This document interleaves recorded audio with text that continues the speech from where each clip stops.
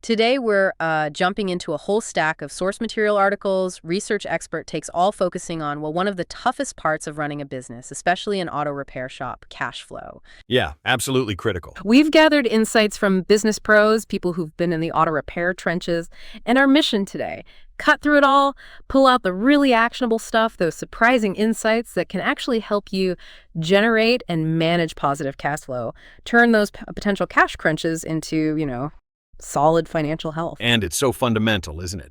Cash flow isn't just some number, it's like the actual lifeblood. It determines if you can pay your team, buy that new diagnostic tool, handle surprises, and really grow the business. It's the current keeping everything afloat. Exactly. Efficiency, profitability, it all ties back. Well, let's get into it. 1, 2, 3, 4.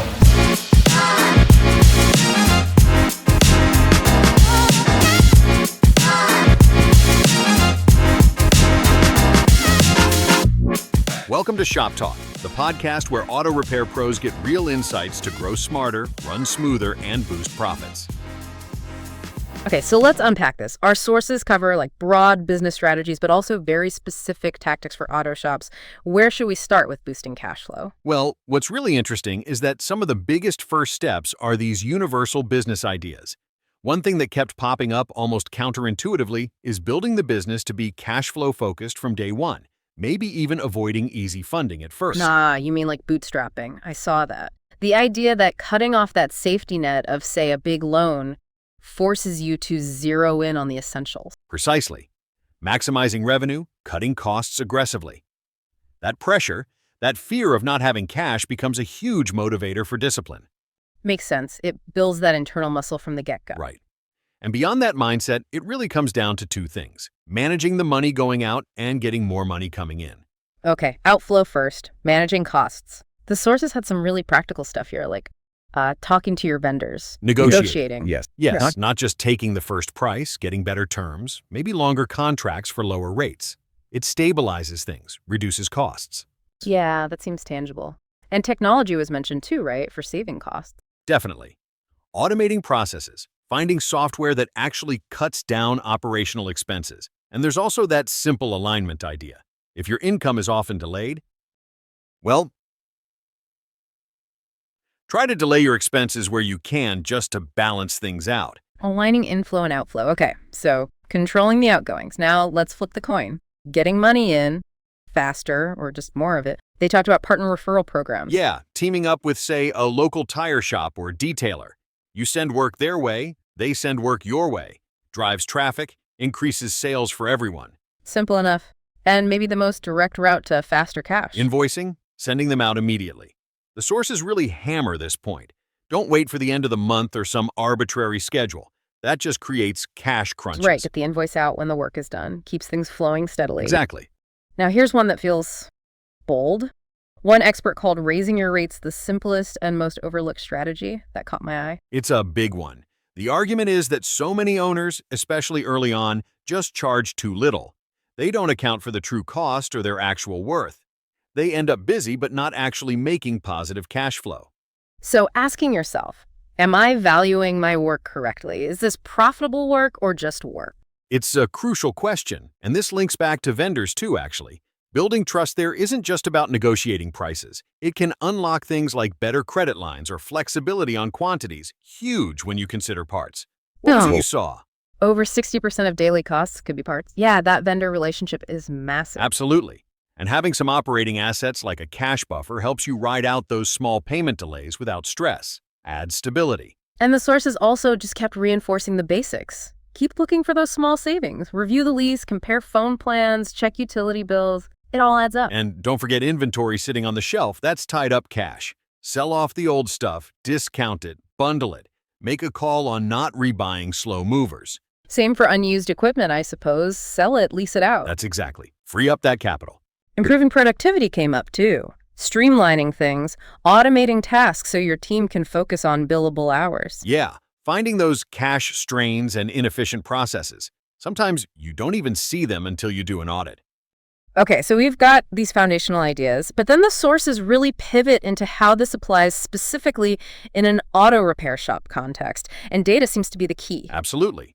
One source called Financial Data the Anchor. not just for payroll, but for unlocking efficiency, finding bottlenecks, making smart strategic moves. Leveraging information. Right. And step 1 is tracking. Knowing your inflow, knowing your outflow through detailed reports, like really looking at parts orders, cores, returns. Are you getting credit back quickly? Because that's cash, waiting to come back. Precisely. Real-time decisions based on data. That real-time aspect seems powerful. The example given was great. It's Tuesday, you look at your dashboard and see $17,000 in approved but unfinished work. Seeing that number lets you act. Call the customers, get the cars in, maybe incentivize the techs to push those jobs through. Turn potential revenue into actual cash today. That visibility is everything. And speaking of influencing things, the sources really push looking at the customer side of payment, specifically offering financing options. Making it easier for the customer to say yes. Exactly. Removes that immediate sticker shock. If someone's facing an unexpected $1,500 repair, financing might be the difference between doing the work or delaying it. And the data they showed on this was pretty compelling. Things like buy now, pay later options can seriously boost the average repair order, the ARO. Dramatically. The national average might be, what, 260? But with financing, suddenly that 1,500 or 1,800 job becomes possible for the customer. So it increases your ARO, gets more work approved, and ultimately boosts cash flow into the shop. Makes total sense. It tackles a huge friction point. So stepping back, the big message is, you have to understand both inflow and outflow to really measure and grow profit. And look, they acknowledge this can feel overwhelming, right? Finance isn't everyone's strong suit. Definitely not mine. Yeah.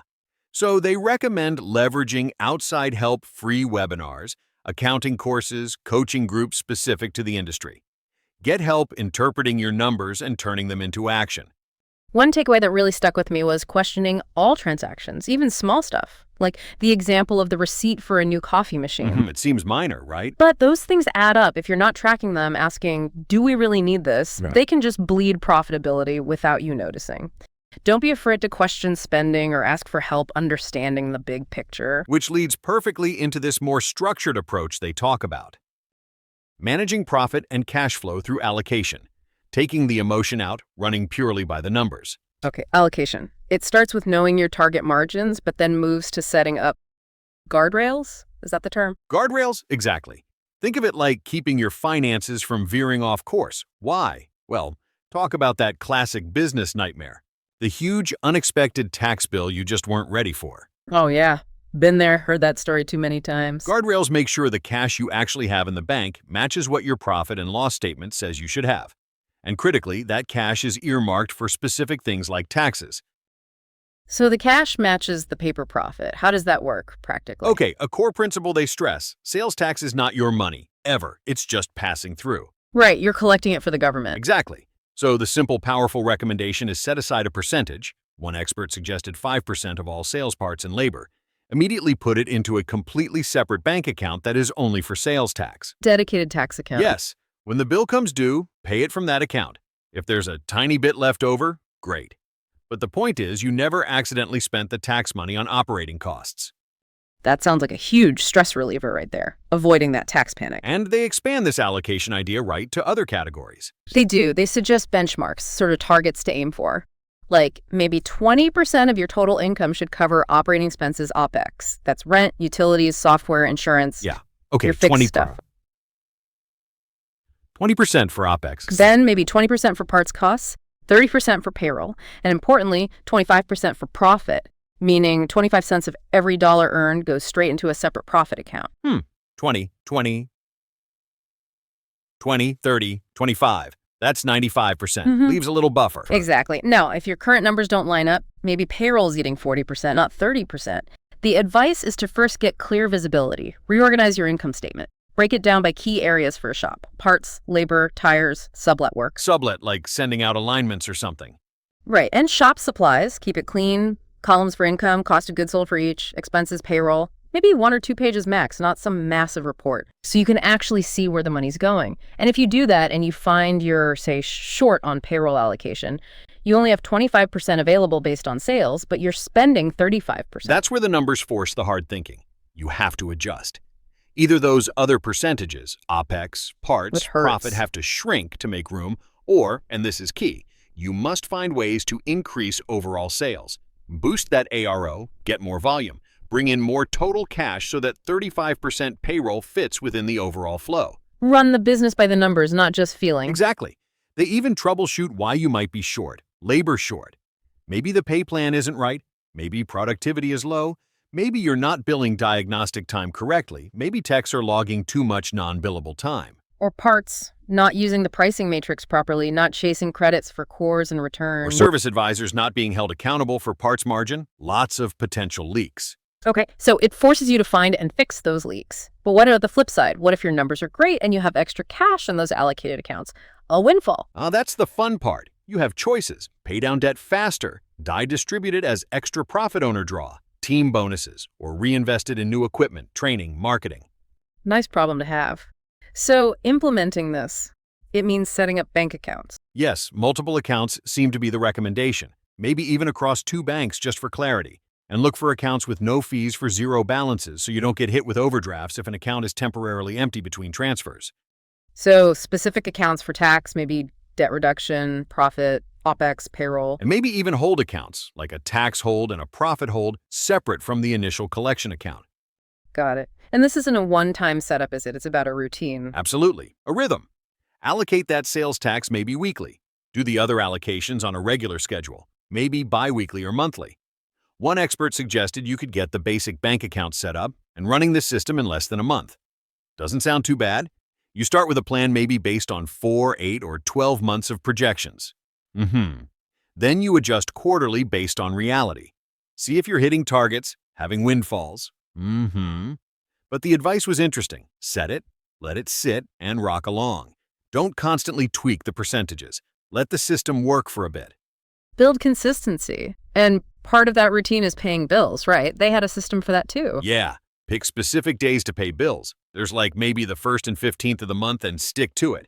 You can even tell your vendors, hey, we pay bills on these days. Manages expectations. And there was that really clever trick, maintaining a 0 balance expense account just for automatic payments. Oh, right. The one with no overdraft fees. How did that work again? You link your auto pay bills to that account, but you only transfer money into it on your designated bill paying days. So, if a vendor tries to pull an auto pay payment on a different day, The payment fails because the account is empty. exactly, which means the vendor has to call you. Huh. So instead of you remembering every single subscription or service, they remind you when payment is due. Right? And it forces you to pause and ask, is this service still worth it? Do I want to transfer the money now to pay them? It subtly shifts control back to you. That is genuinely clever. I like that. Okay, and finally, they talked about moving money quarterly, especially from those hold accounts. Yeah, for the tax money you've been setting aside weekly or bi-weekly in the main tax account, quarterly move that lump sum into the separate tax hold account. That way, it's clearly segregated and ready for the big annual or quarterly payment. Less temptation to dip into it. It keeps it safe. And for profit. Similar idea. Quarterly, look at the profit account. Maybe take half of what accumulated that quarter and distribute it. Pay yourself, pay the team. Put the other half into the profit hold account. Building up a reserve. Exactly. For future investments, bigger bonuses, or just a safety net for unexpected downturns, it creates both immediate reward and long-term security, all driven by the numbers. Wow. Okay, that really was a deep dive. We went from bootstrapping and vendor talks all the way through real-time data, customer financing, ARO boosts, and then this really detailed, structured allocation system with multiple bank accounts, routines, bill pay tricks, the works. Yeah, it's clear from all this material, isn't it? Managing cash flow effectively in this industry, it's a mix. You need that general business sense, but also these very specific data-driven strategies for auto repair. Taking the emotion out, relying on the numbers, having a consistent system. It seems non-negotiable. And the stakes are so high. That stat they mentioned, over 80% of businesses that fail point to cash flow issues. Putting these kinds of strategies into practice isn't just about neat spreadsheets. It's about survival, building resilience, saving money, and really driving sustainable growth. So what does this all mean for you listening right now? Yeah, this really brings up a key question for you to think about. Considering everything we've unpacked, especially these structured, numbers-first approaches like allocation accounts and routines, How might adopting a system like that fundamentally change things? Not just your shop's bottom line, but maybe even how you feel day to day about its financial health and future. Imagine swapping that constant low-level financial anxiety for real clarity, knowing you have dedicated funds set aside for taxes, for payroll, for profit, for future growth. That's powerful. Thank you for joining us on this episode and taking a deep dive into maximizing cash flow in your auto repair business. And thanks for tuning in to Shop Talk by ShopOfficer. If you found this helpful, share it with a fellow mechanic or shop owner and follow for more real-world advice. Want to take your shop digital? Visit shopofficer.com to get started for free. Until next time, keep wrenching smarter. 1, 2,